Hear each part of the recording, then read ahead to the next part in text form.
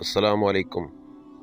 एक दफ़ा का ज़िक्र है कि एक काफ़िला सफ़र कर रहा था और दौरान सफ़र उनका गुज़र एक अंधेरी सुरंग से हो रहा था कि अचानक उनके पैरों में कंकरियों की तरह कुछ चीज़ें चुभीं।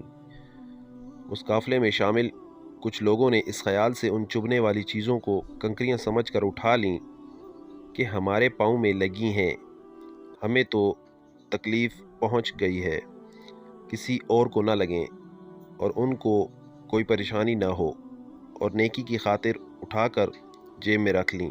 कुछ लोगों ने ज़्यादा उठा लीं ताकि ज़्यादा नेकी हासिल कर सकें, कुछ ने कम, और कुछ लोग इस काफ़िले में ऐसे भी थे कि उन्होंने बिल्कुल भी ज़हमत न की उठाने की।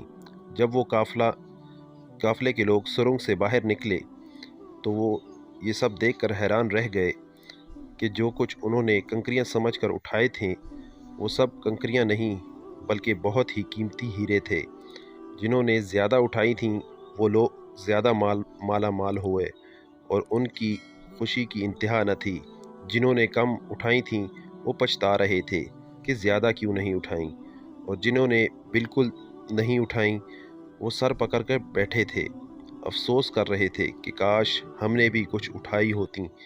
दुनिया में ज़िंदगी की मिसाल इसी अंधेरी सुरंग की जैसी है। ज़िंदगी वो अंधेरी सुरंग है और नेकी इन कंकरियों की तरह है जो बज़ाहिर मुश्किल तो लग रही हैं, हमारी पैरों को चुभ रही हैं, लेकिन उसका अजर बहुत बड़ा है। इस ज़िंदगी में जो नेकी हम करेंगे वो आखिरत में हीरो की तरह कीमती होंगी, और उस वक्त इंसान पछताएगा कि काश मैंने दो चार मुश्किलात और उठाई होती, कुछ नेकियां और कमाई होती।